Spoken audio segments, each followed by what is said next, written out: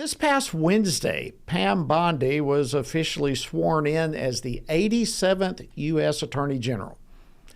And I think, to no surprise to anyone, she wasted no time when it came to addressing the lawlessness in many blue states and cities where the lack of immigration enforcement has led to the countless American lives being affected, including many who have been murdered at the hands of illegal immigrants.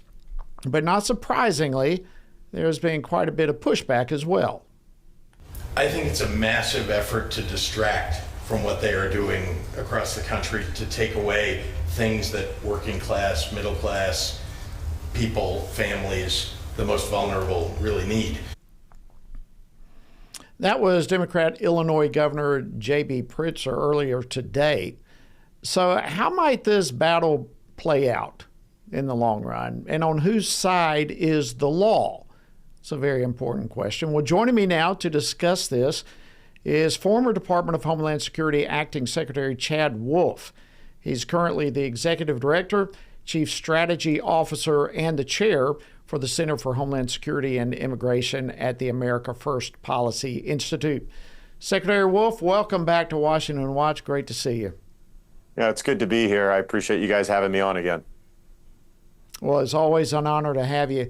Listen, let's first just, by way of pulling everybody into the discussion we're about to have, remind us of some of the consequences of sanctuary cities and the policies that have been so destructive and harmful to Americans.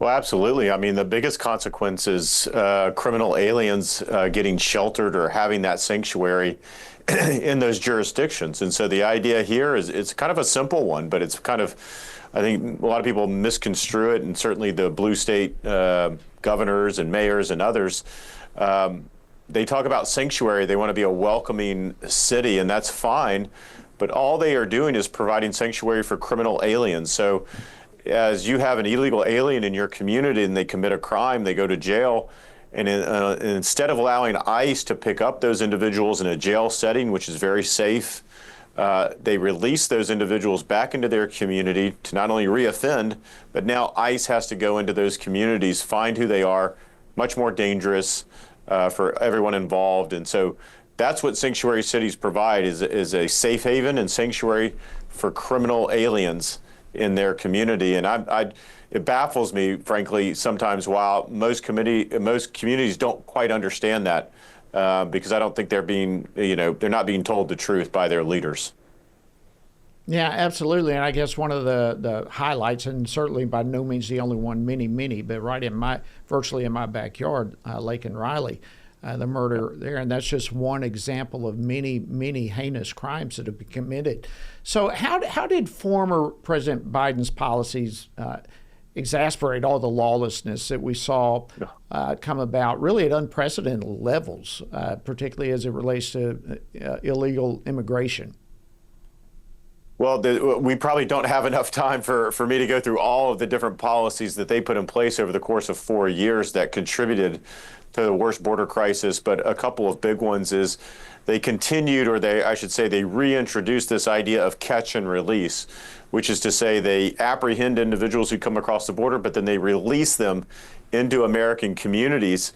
And they do that on the taxpayer dime. And they provide NGOs a lot of money to help facilitate all of this. And we saw this at record numbers of individuals, illegal aliens, being released into American communities over the 4 years of the Biden administration, while at the same time, they didn't allow ICE removal officers to do their job, to do the job that Congress told them to do, which is to say to remove dangerous individuals and other individuals that don't have a legal right to be in the United States. If they don't have that right, they should be repatriated or deported. And you saw during 4 years of the Biden administration, those two numbers, or that number, at the lowest ever. So while at the same time you had the highest number of an illegal alien population coming into the country, you had the lowest number of actual deportations.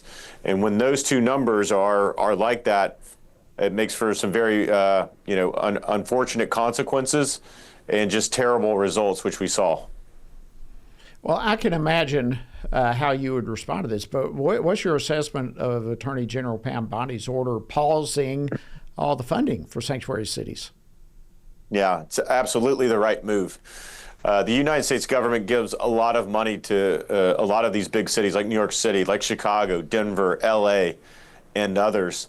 And we provide federal grant funding. The Department of Justice does, of course, the Department of Homeland Security and others. And then those are the same communities that say, no, not only are we not going to help you actually enforce immigration law, but we're actually going to put roadblocks up to stop you, to distract you, to obstruct you. And that just shouldn't be the case. If they want federal dollars, they should play along with federal law enforcement that, again, are just trying to protect their communities. So the idea from Attorney General Bondi is to say, we're going to stop doing that. So she's halted DOJ funding for those communities. And they're actually, I think they filed suit against the city of Chicago, the state of Illinois, and Cook County specifically on obstructing law enforcement officers, immigration officers from doing their job. Only about a minute or so left, but do you think this is going to have an impact on some of these primarily Democrat governors and mayors to finally enforce the law regarding immigration?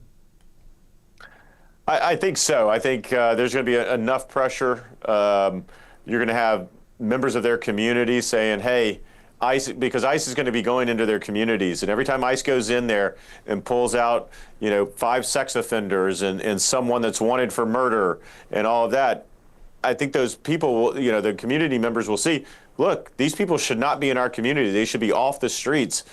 And that's what ICE is doing. So I think the more and more that they see that, they'll start to understand, and they'll ask their city officials to change that policy. Well, I certainly hope so. The time is now, and if we don't get this corrected now, I don't know that we'll have a better opportunity anytime in the future. I want to thank you, former DHS Acting Secretary Chad Wolf. You're an amazing leader, and thank you for coming on Washington Watch this evening. Well, I appreciate it. Thanks again for having me.